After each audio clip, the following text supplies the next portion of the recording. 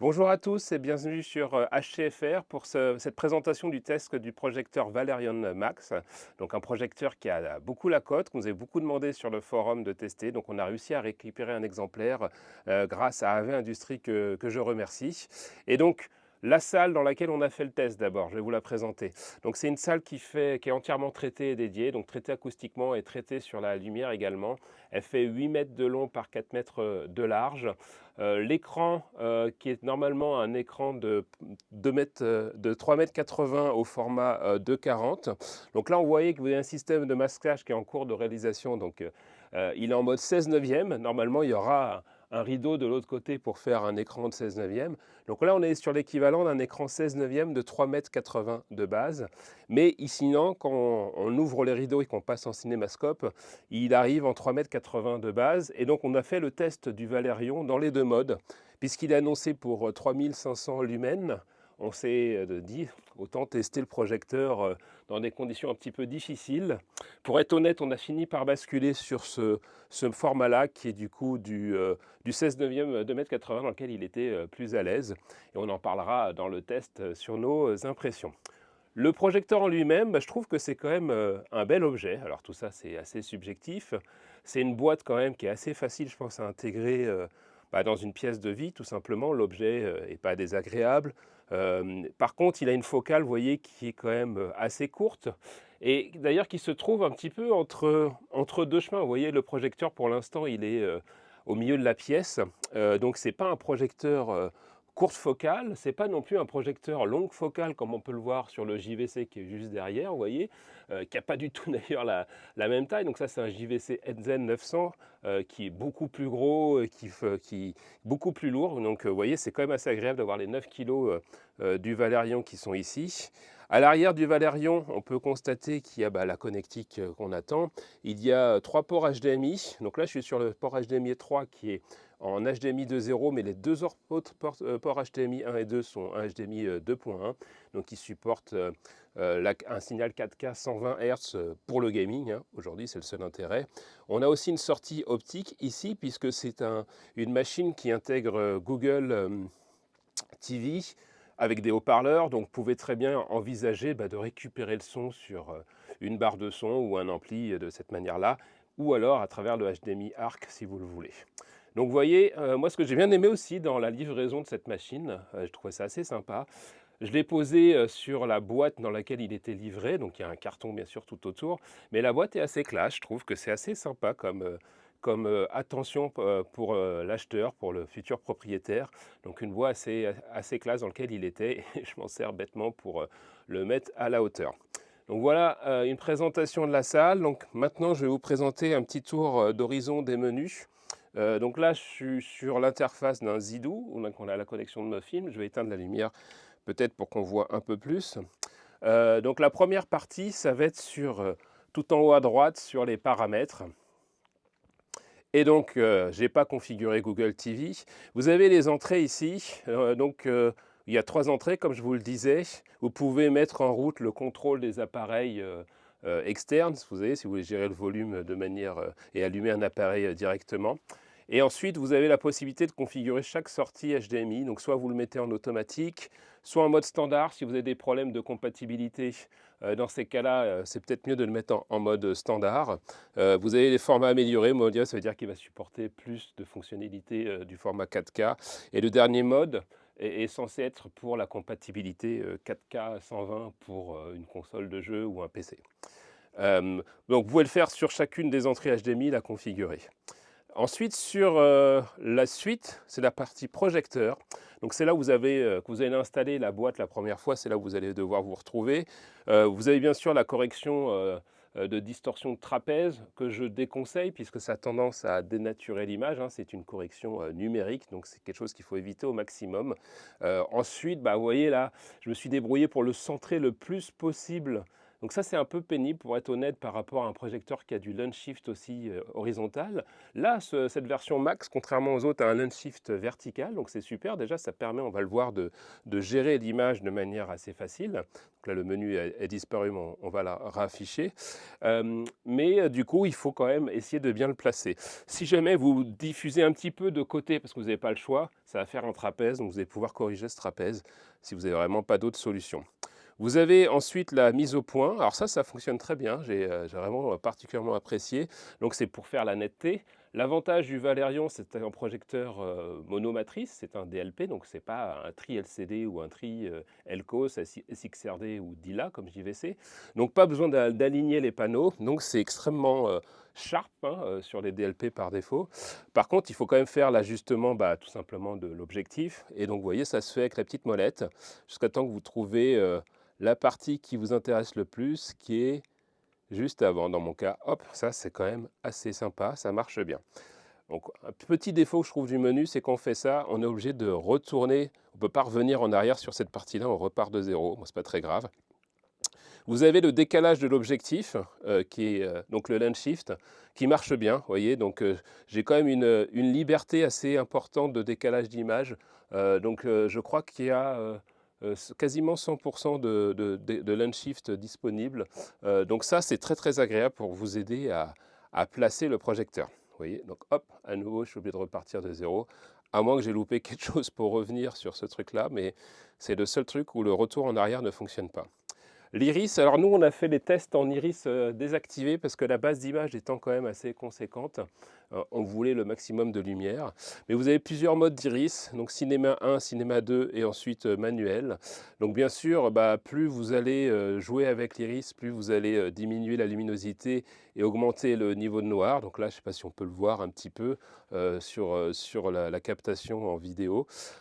Mais donc nous, on n'a pas trop joué avec cette partie-là. Donc on l'a laissé en désactivé. Et ensuite, du trapèze, correction de trapèze, vous voyez. Donc ça, c'est l'option qui a fait le plus parler, je pense, pour le Valerion. Moi, je suis extrêmement sensible aux effets arc-en-ciel. Hein. Le DLP, c'est une seule matrice. Donc pour faire du rouge, vert, bleu, il y a une roue qui tourne, qui alterne du rouge, du vert et du bleu pour faire le mélange des couleurs et essayer de truquer votre cerveau. Donc apparemment, mon cerveau n'aime pas être truqué parce qu'il n'aime pas ça. Mais si jamais je désactive cet effet-là, normalement, vous devriez voir quand je passe d'une ligne à l'autre des arcs-en-ciel au niveau du téléphone. Et moi, je les vois aussi. Hein, ça, dès que je le désactive, je le vois. Et dès qu'on active cette option magique, donc ils ont réussi à jouer avec le tri laser pour envoyer le plus possible ce mélange des couleurs. Je ne sais pas trop comment ils ont fait, mais vous avez ensuite, vous voyez, normalement les effets arc-en-ciel ont dû disparaître sur la captation vidéo et moi aussi j'en vois quasiment plus. J'en ai quasiment jamais vu en regardant les films. Il en reste quelques traces parce que je suis vraiment très sensible, mais ça a suffisamment été dégagé pour que je puisse regarder de manière agréable enfin un DLP. Le mode très net, si jamais on le désactive, donc il faut vraiment, je pense, se rapprocher pour le voir. Peut-être que tu peux te rapprocher en essayant de filmer la netteté directement sur la toile. Je ne sais pas si tu peux le voir. Et on va essayer de l'activer. Vous voyez, ça a tendance à un petit peu flouter l'image. Donc certains, ils n'avaient pas trop forcément aimé cette option-là. Mais ça rend globalement l'image une sensation de netteté. C'est-à-dire que ça enlève le lignage qu'on peut voir. Donc c'est quelque chose que nous on a utilisé parce que ça améliorait quand même globalement la qualité de l'image, même si ça donnait un petit côté flou. Je pense que c'est tout simplement parce que ce n'est pas une matrice native 4K. Donc même si ça fait de la simulation de 4K avec un artifice qui consiste à envoyer plusieurs fois la même image légèrement décalée, on voit qu'on perd quand même un peu de précision par rapport à un 4K natif. Voilà, il y avait un mode de turbo DLP pour gagner encore en plus en input lag. Ensuite, sur l'image, donc là, moi je suis parti du mode Filmmaker Mode pour le SDR et pour le HDR. On va voir qu'il y a plusieurs profils, mais j'ai fait la même chose. Donc vous avez une partie générale, donc est-ce qu'il doit détecter automatiquement si c'est du Filmmaker ou de l'IMAX pour passer de l'un à l'autre. Moi j'ai laissé activer. J'ai désactivé tous les artifices d'intelligence artificielle, entre guillemets, parce que je déteste ça en général, donc je ne l'ai pas fait. Luminosité laser, donc Ça, on l'a mis au maximum, bien sûr, quand on était en HDR. Dans le cas de ma toile, je pouvais descendre en dessous pour supporter la norme entre 48 et 60 nits pour du SDR. Donc, il a suffisamment de patates pour le faire. Mais vous voyez que quand on est en dessous de 6, cette option est désactivée. Donc là, je vais l'activer, je vais passer au-dessus de 6. Je pense qu'il considère qu'on atteint un palier de luminosité, donc il faut aider à rebaisser le noir, parce que ça augmente le noir également. Donc ça, c'est la fameuse amélioration du noir, hein, l'EBL en anglais, dont on a beaucoup parlé. Nous, je l'ai laissé en mode faible pendant les tests. Valeur de contraste, niveau de noir, ça, on n'y a pas touché. Cette option, on l'a utilisée, je ne sais pas si on va la voir ici, il n'y a pas assez de noir pour qu'on s'en rende compte, mais on l'a utilisée parce que dans des scènes assez sombres, c'était assez efficace, ça a amélioré la qualité de l'image. Sans ça, c'était vraiment pas très sympa le résultat, donc on a décidé de l'activer. Le gamma, je suis parti sur un gamma 2.4 parce que je suis dans une salle entièrement noire. Le contraste aussi actif, alors ça c'est le contraste, on s'est amusé à tester les différentes versions, vous voyez qu'on peut voir sur l'image un peu l'impact que ça peut avoir. J'ai hésité entre faible et moyen pour améliorer l'image, là sur du SDR, faible fonctionnait bien. Alors cette option, je n'ai pas compris à quoi elle servait, on va voir, je ne sais pas si on va le voir à l'image, mais c'est amélioration de la luminosité, si je l'active, l'image devient verte, bleue, donc je pense que ça booste l'image si jamais vous voulez avoir le maximum de luminosité pour afficher des PowerPoint, mais je pense qu'il ne faut surtout pas l'utiliser en mode cinéma, à moins que je n'ai pas compris comment ça s'utilisait, mais donc je n'ai pas compris l'usage en home cinéma en tout cas.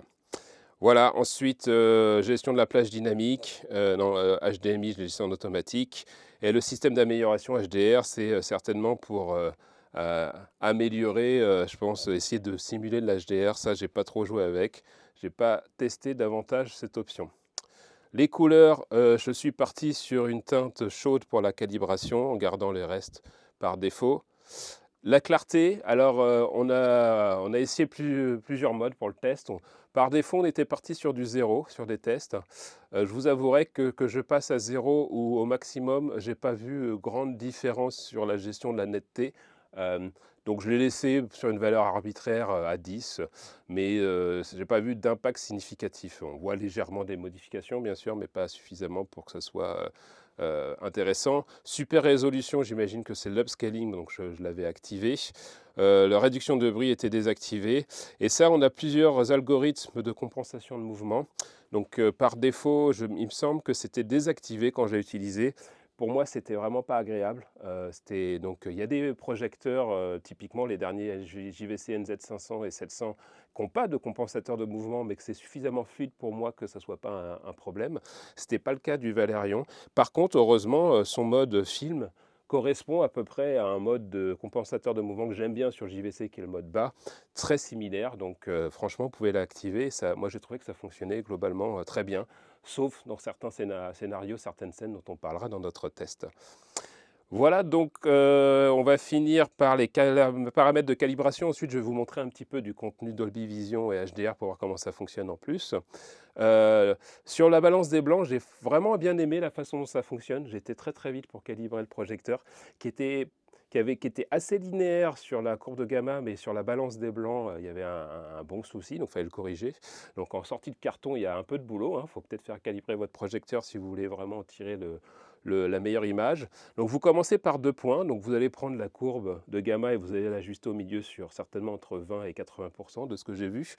Et donc vous voyez, j'ai corrigé le bleu, un petit peu, surtout le vert, vous voyez, et le bleu tout à la fin. Donc ça, c'est le début de la courbe vers 80%, ça c'est la fin.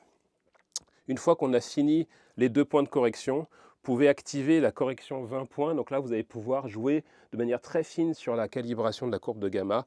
Donc vous allez sur le niveau ici. Le niveau correspond en fait au niveau de pourcentage de blanc. Donc là, 5% de blanc, ça va être quasiment noir, hein, très, très gris. Et vous allez corriger du coup chaque point de manière à ce que vous pouvez corriger tout ça. Alors bien sûr, il vous faut une sonde et le logiciel adapté, donc soit Color HFR, Chroma Pure ou Calman si vous avez beaucoup d'argent. Donc moi j'ai utilisé Chroma Pure avec une sonde Calibrite Display plus HL pour faire la calibration. Et du coup, vous regardez, je change chaque niveau et on voit qu'il y a des légères variations. Certaines fois, c'est parfait. dire que la correction de points était largement suffisante. Donc ça, vraiment très agréable, ça marche très bien. Et je n'ai pas touché au reste des réglages parce que après les couleurs à la mesure, une fois que j'avais fait la calibration du gamma, les couleurs étaient quasiment parfaites. Donc j'ai pas pris de temps à vraiment peaufiner parce que ça serait vraiment pas vu, ça n'aurait pas changé grand-chose. Donc vous voyez, on a vu pas mal d'options. Alors il y a aussi Google TV, mais ça je pense que c'est juste comme une télé, hein. Vous connaissez comment ça fonctionne, il y a des apps, etc. Donc je n'ai pas passé beaucoup de temps dessus, je ne pense pas que ça vous intéresse particulièrement. Mais si jamais je prends par exemple un contenu d'un film que j'aime beaucoup qui est Arrival, ici je vais le lancer. Donc c'est un Zidou Z9X 8K. Ça va finir par lancer le film. Le switch des entrées HDMI, enfin le changement de signal est assez rapide, c'est assez agréable. Donc vous voyez qu'il vous lance le film. Là c'est un film en cinémascope, donc ça aurait été intéressant de le mettre en plein écran, mais là il est en mode 16 neuvième. Et si je regarde maintenant en image, alors vous voyez que la luminosité, je l'ai mis cette fois-ci à 10. J'ai toujours amélioré le niveau de noir. J'ai mis aussi l'activation des détails sombres. Et ce qu'on a en plus dans la luminosité laser, tout à la fin, c'est le tone mapping, donc DTM, Dynamic Tone Mapping. Là, il est en haut, vous voyez, ça correspond au tone mapping du GVC dont j'ai l'habitude, qui est aussi en mode auto white. Sinon, si on le met en faible, ça correspond à l'autre mode du JVC que je connais bien, qui est le mode par défaut existant.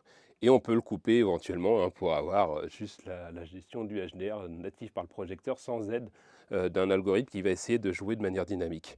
Donc moi j'ai bien aimé le mode haut, donc on a fait les tests dans ce mode-là. Voilà. Et il y a un autre truc qui est sympa hein, sur ce projecteur, hein, le support du Dolby Vision. Alors je ferai un retour sur le Dolby Vision parce que je pense que c'est plus marketing qu'autre chose de support du Dolby Vision. Mais par contre, c'est agréable parce que vous n'avez rien à faire et vous avez un mode qui fonctionne bien en sortie de boîte. Donc je vais lancer Alita, qui se trouve être un film Dolby Vision. On va voir en haut à droite normalement qui détecte que c'est un signal Dolby Vision. Attention, le temps qui switch sur l'entrée. Et vous voyez, c'est Dolby Vision. OK. Et du coup, là, il y a plusieurs modes Dolby Vision disponibles. Il y a un mode nuit dans lequel je suis actuellement. Et ensuite, il y a un mode jour, donc j'imagine plutôt adapté dans une pièce de vie en fonction de vos conditions de visionnage. Donc moi, je suis parti sur nuit. Et il y a un autre mode qui est personnalisé aussi. Vous pouvez ajuster davantage les paramètres de l'image. Donc voilà, moi j'ai testé le mode nuit également dans mes tests. Et bien sûr, on met toujours le laser au maximum et j'avais mis les mêmes réglages identiques. Voilà, donc on va éviter de mettre trop de films pour pas se faire shooter par YouTube, hein, parce que c'est pas bien de faire des extraits live. Mais voilà ce qu'on peut voir sur le Valérion. On a fait le tour du propriétaire, la salle. Je pense qu'on a couvert quasiment toutes les options, à part bah oui, la Google TV, qui ressemble à ça. Hein. Donc vous avez le menu d'accueil, les applications si vous le souhaitez. Donc ça, c'est assez sympa pour les gens qui veulent avoir un tout en un facilement intégrable dans une pièce de vie. Et donc bah, bientôt la suite sur le HCFR, sur le test complet. On était 7 loulous à pouvoir tester le projecteur, dont une louloute qui est en train de filmer Cinechris. Et à très bientôt pour la suite. Stay tuned, restez branchés sur le forum et sur la chaîne pour en savoir davantage. À bientôt.